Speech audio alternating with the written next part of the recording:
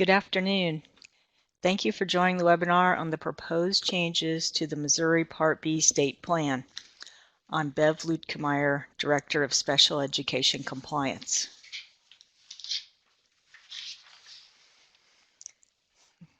Thank you for joining the webinar. This is a listen-only webinar. Please make sure your telephone, web camera, and our microphone are turned off. During the webinar, if you are not able to hear audio, please do the following. Check to see whether your speakers are on, plugged in, and the volume is turned up and it's not muted. Click the Meeting tab and then click Manage My Settings and then click Audio Setup Wizard. Run through the wizard to test your equipment.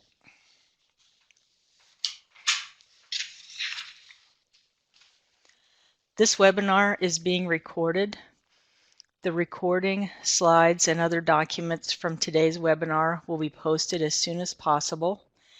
To find the recording, visit the Department of Elementary and Secondary Education, DESE, webinar page at https://desi.mo.gov/communications/webinar/recorded and click on the Recorded Webinars button.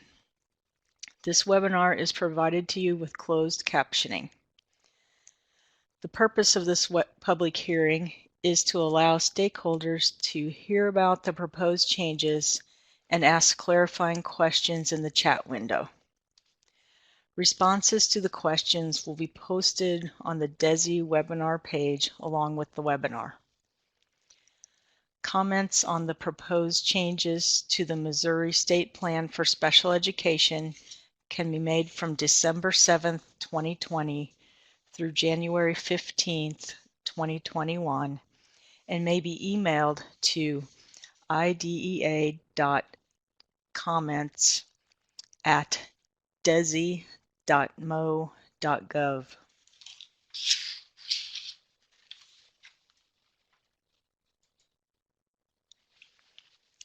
The Department of Elementary and Secondary Education, DESE, Office of Special Education, is the administrative agency responsible for ensuring the implementation of Part B of the Individuals with Disabilities Education Act, IDEA.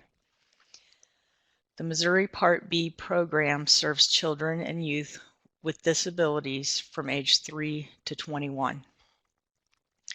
IDEA requires that the DESE have policies and/or procedures to ensure that IDEA is implemented and the rights of children and youth with disabilities and their families are protected.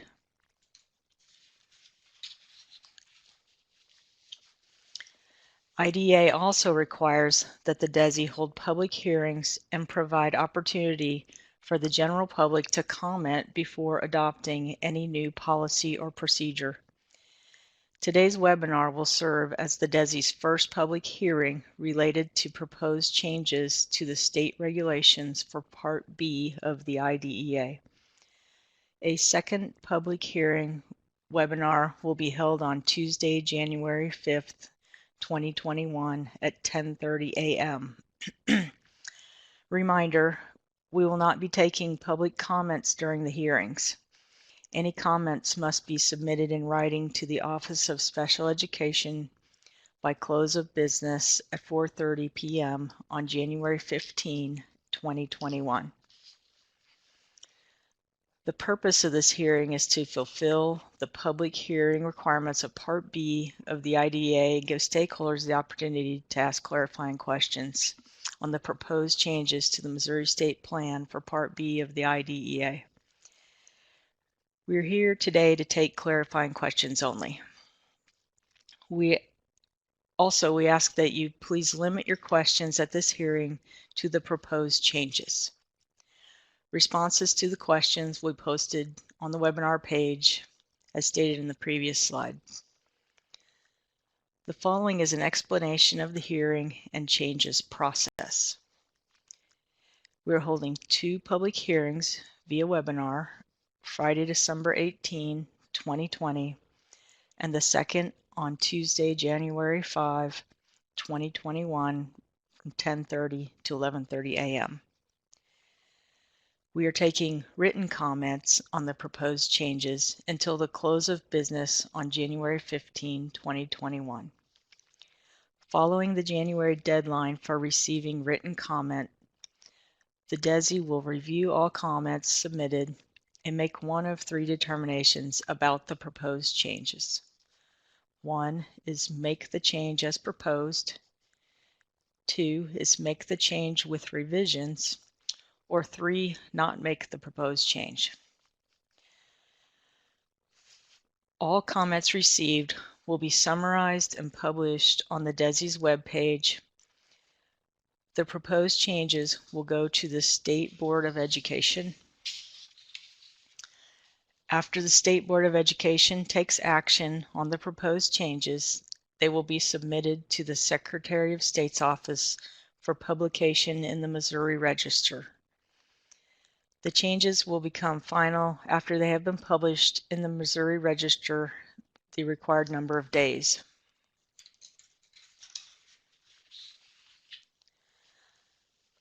Comments may be submitted via mail to the Department of Elementary and Secondary Education, Office of Special Education, Attention Part B State Plan Comments, P.O. Box 480, Jefferson City, Missouri 65102 0480, or email at idea.comments@desi.mo.gov.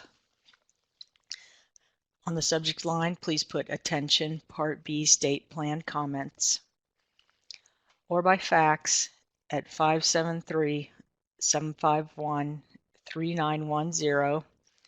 On the fax subject line, please put Attention Part B State Plan Comments.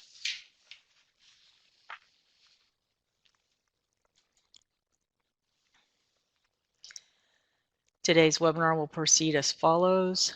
I will read a summary of the proposed substantive changes. This summary will follow what is posted on the State Plan webpage. I will pause periodically to read any questions that are received during the webinar. You may use the chat feature to ask your questions. Answers to your questions will be posted following the webinar. We will keep the line open as long as we are receiving questions and until 2:30 p.m. We will now begin the public hearing for the proposed changes to the Missouri Part B State Plan.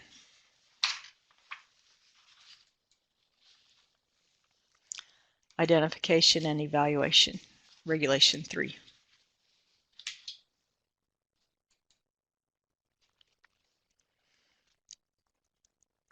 Location in the proposed state plan is Regulation 3 and on page 21. It's adding "and Human Services" to the name listed for the Department of Health. And the reason for this change is to update to match the current name for the state agency, which is the Department of Health and Human Services.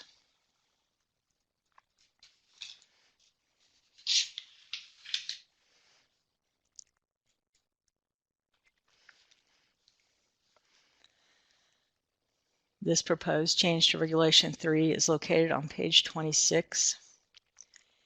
It's a change in the description of intellectual disability to require 2 or more familiar adults provide information regarding the child's adaptive behavior functioning through adaptive behavior assessment results, and to specify that one of the familiar adults should be a parent when possible. It would read, adaptive behavior assessments should be completed by 2 or more adults who are familiar with the child's functional performance including a parent or guardian when possible. And the purpose is to clarify that adaptive behavior functioning should be established by more than one familiar adult, and parents or guardians could contribute to the adaptive behavior assessments.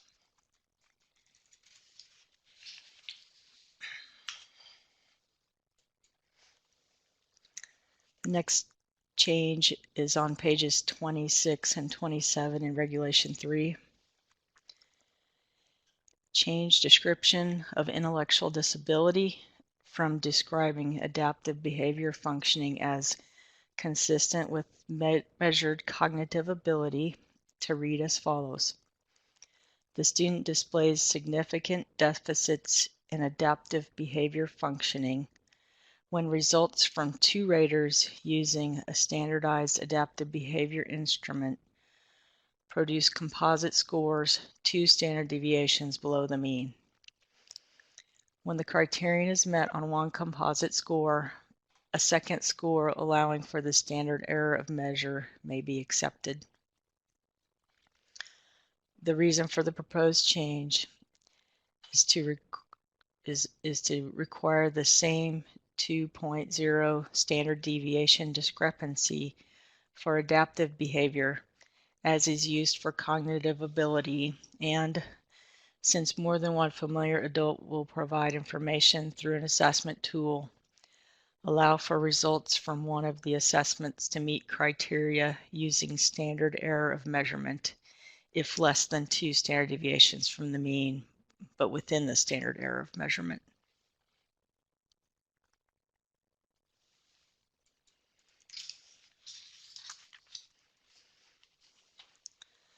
The next proposed change is also in Regulation 3 on page 27. Change description of intellectual disability to include the use of observations to support the description of adverse educational impact.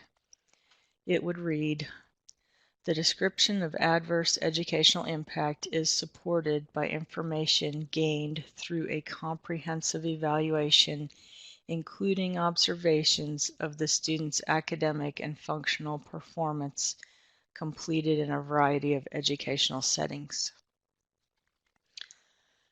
The reason for the proposed change is the wording added to describe how information from a comprehensive education evaluation, including observations, should be used to support the description of adverse educational impact in evaluation reports for children identified using the intellectual disability criteria.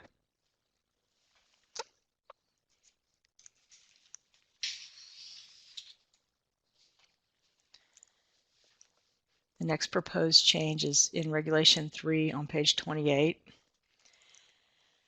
Change the description of other health impairment to include the use of observations to support the description of adverse educational impact. It would read, the description of adverse educational impact is supported by information gained through a comprehensive evaluation, including observations of the student's academic and functional performance completed in a variety of educational settings. The reason or purpose is to clarify that information from a comprehensive education evaluation, including observations, should be used to support the description of adverse educational impact in evaluation reports for children identified using the other health impairment eligibility criteria.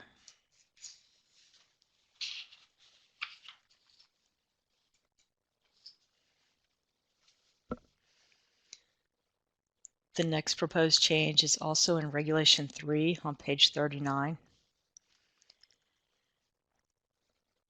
Change to read as follows.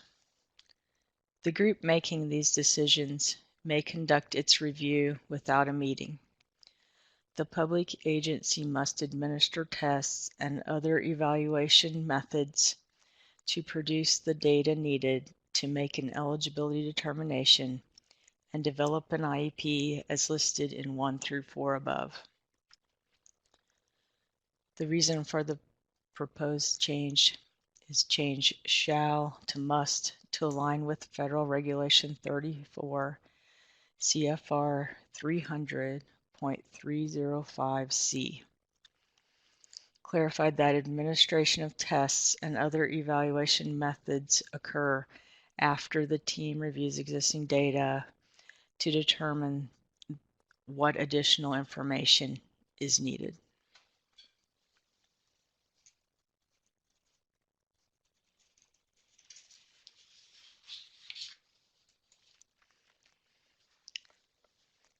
The next proposed change is in Regulation 3, page 40. Change the description of the synthesis of information from the evaluation report to read as follows. Synthesis of information from the evaluation that demonstrates consideration was given to all areas of functioning. The reason for the proposed change is adding the wording that demonstrates improves the quality of the synthesis of information. The evaluation report should include information about all areas of functioning sufficient to support the eligibility decision and describe educational concerns.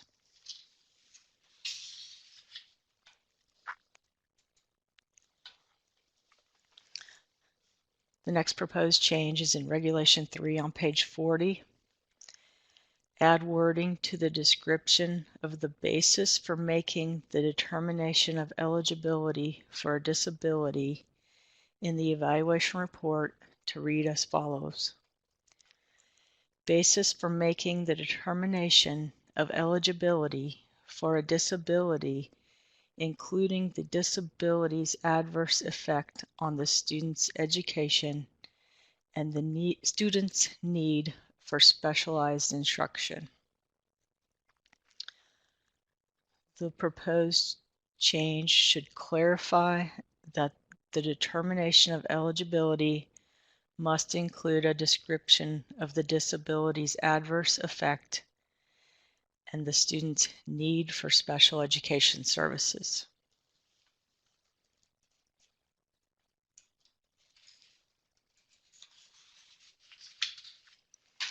The next proposed change is in Regulation 3 on page 41.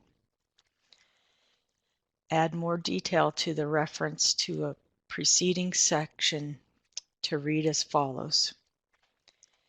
If the public agency selects methods 2 or 3, let me start that over. If the public agency selects methods 2 or 3 for identifying children ages 3 through 5, but not kindergarten age eligible, described above, they may either.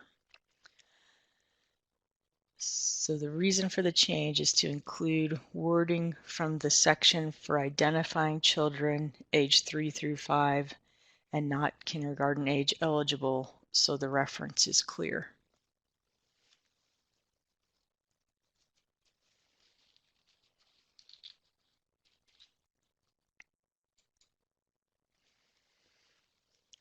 Next proposed change is on page 41 in Regulation 3.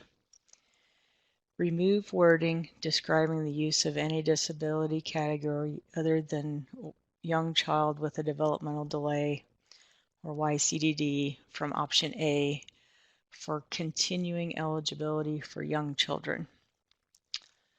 The reason is that the wording is not necessary because option B includes using any disability category other than YCDD, and districts may use either option A or option B.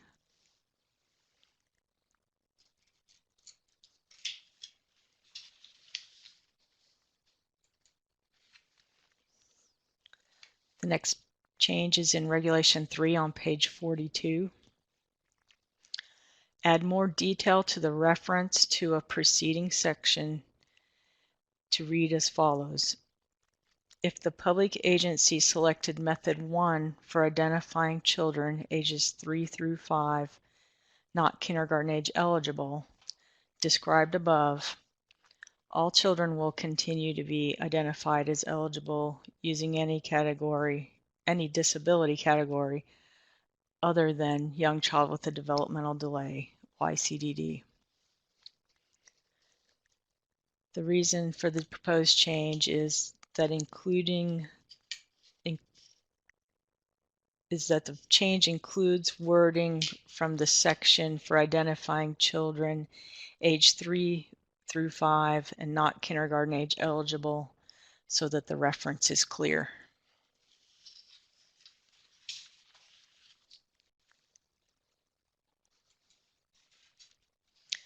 The next set of changes is to Regulation 8, Personnel Standards.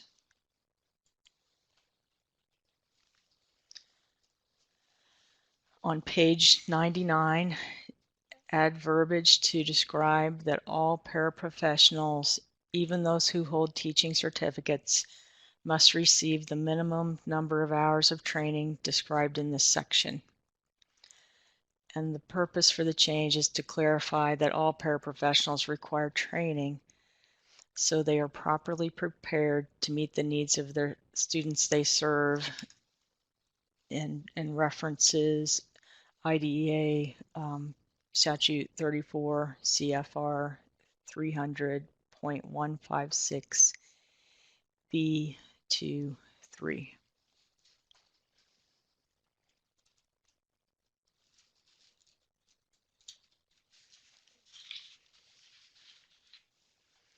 The next proposed change to Regulation 8 is for page 101.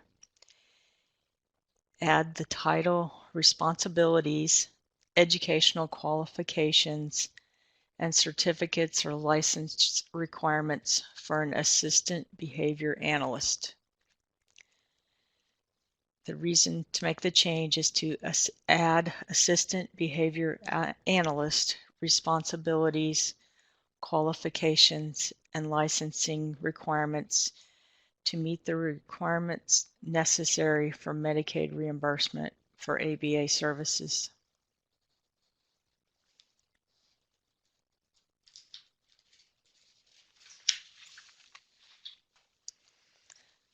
The next proposed change to Regulation 8 is found on pages 101 and 102.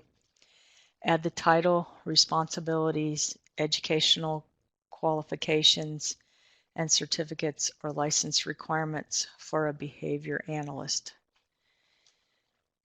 The reason for the proposed change is to add behavior analyst responsibilities, qualifications, and licensing requirements to meet the requirements necessary for Medicaid reimbursement for ABA services.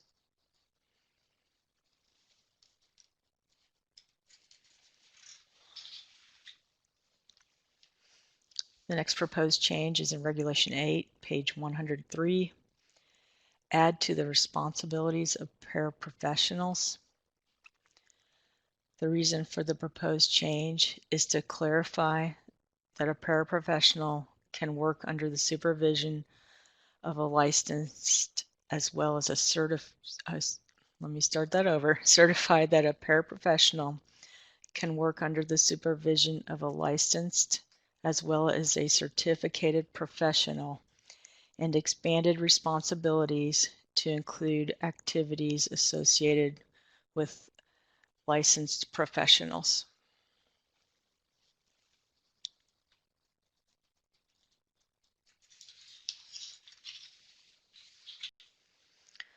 The next change is in Regulation 8, page 105. Add the title, responsibilities, educational qualifications, and certificates or license requirements for a registered behavior technician. The reason for the proposed change is to add registered behavior technician responsibilities, qualifications, and licensing requirements, to meet the requirements necessary for Medicaid reimbursement for ABA services.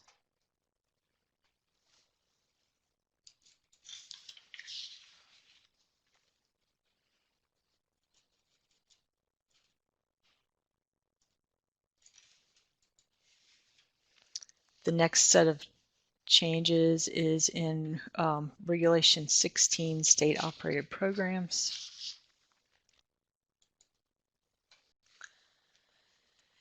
In Regulation 16 on page 156, change wording to refer to the appropriate state board operated programs.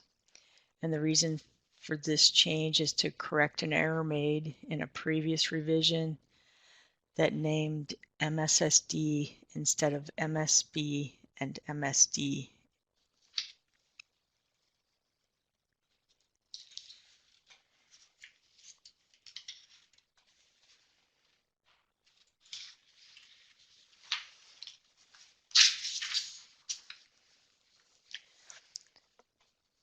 Please ask any clarifying questions by typing in the chat window.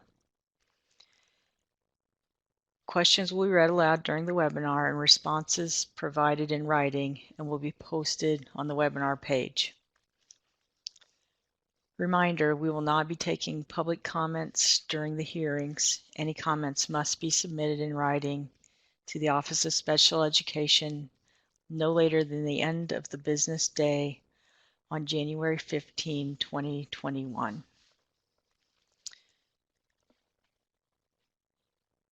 We have 2 questions in the chat box. First question is, will 2 observations be required for ID eligibility then? The second question is, please explain must. Sometimes we have enough data in recent evaluations completed, out of state, and we can do a red without testing.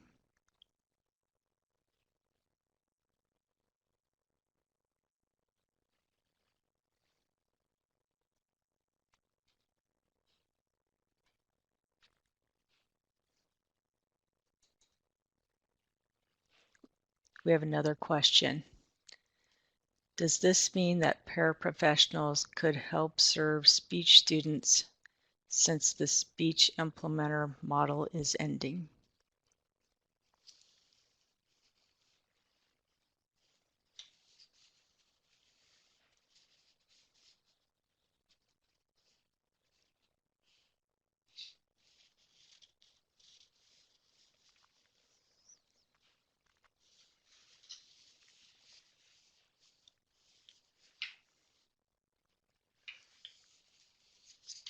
This is a reminder that the chat feature will remain open until 2:30. I will read questions aloud as they come in until we close the webinar at 2:30.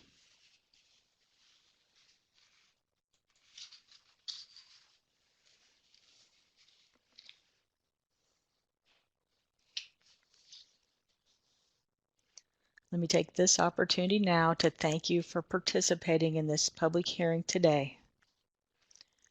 Remember that there is a second hearing scheduled for December 14. Nope, let me check that.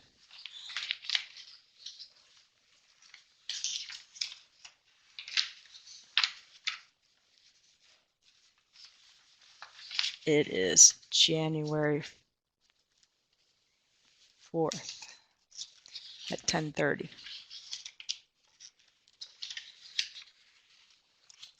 January 5th. The second public hearing, it will be on Tuesday, January 5th at 10:30.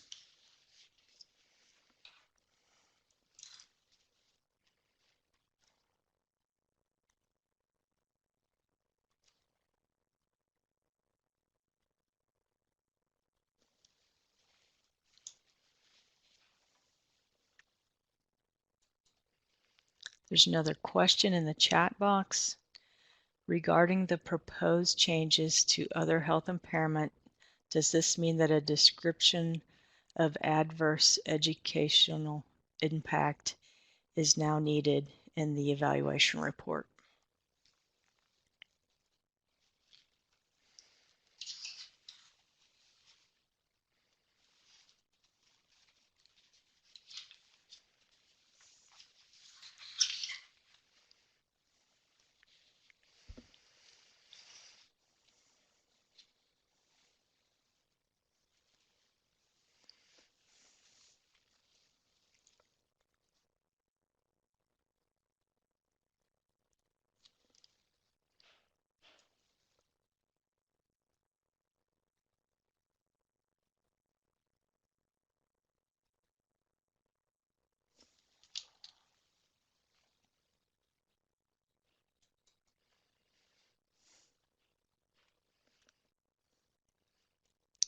There's a new question in the chat box. Can you specify what is needed in the evaluation report regarding demonstrates consideration was given to?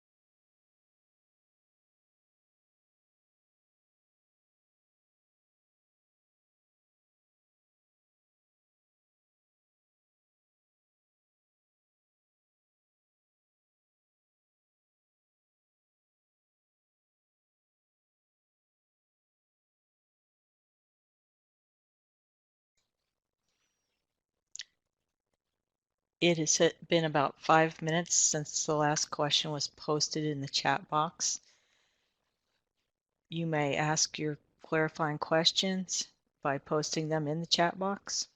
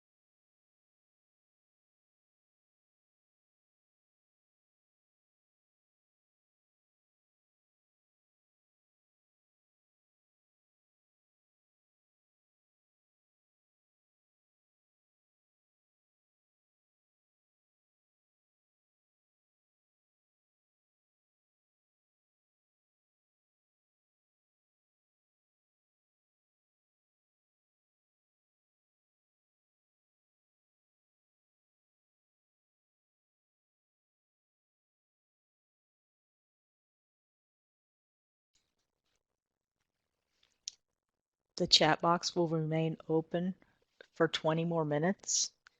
You may ask clarifying questions on the proposed changes to the Part B state plan through the chat feature until we close it at 2:30.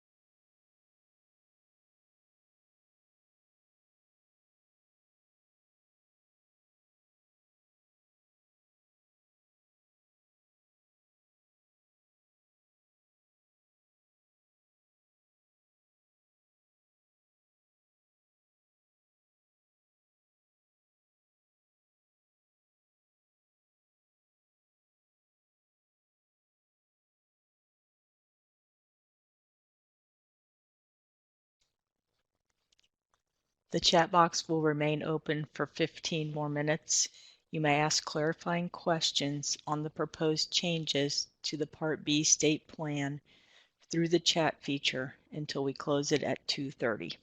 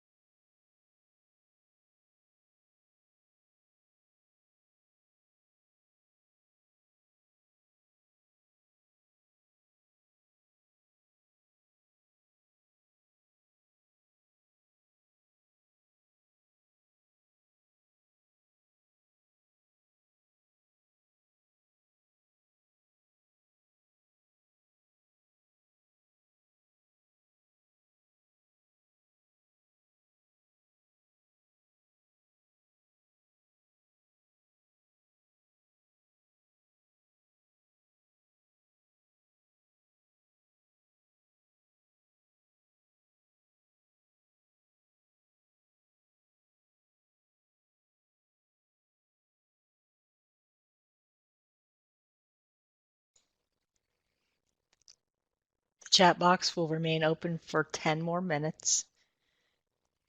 You may ask clarifying questions on the proposed changes for the Part B state plan until we close it at 2:30.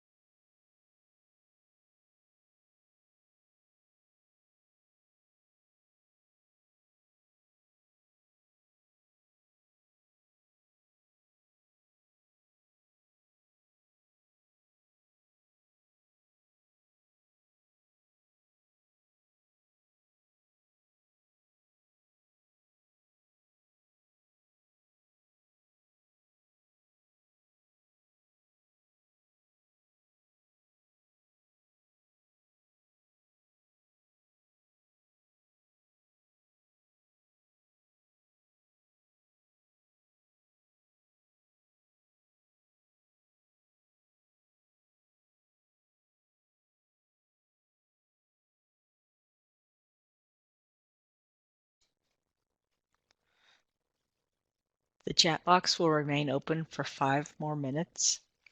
You may ask clarifying questions on the proposed changes for the Part B state plan until we close it at 2:30.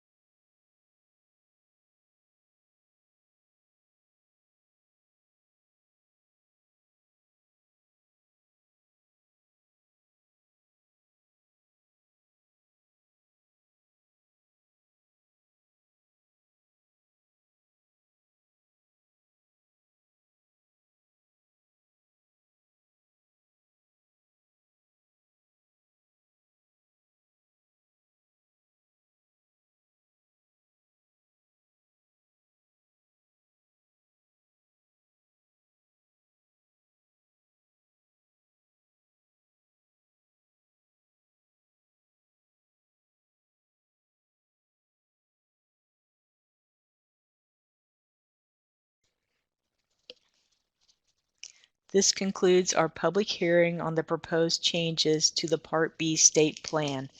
Thank you for participating.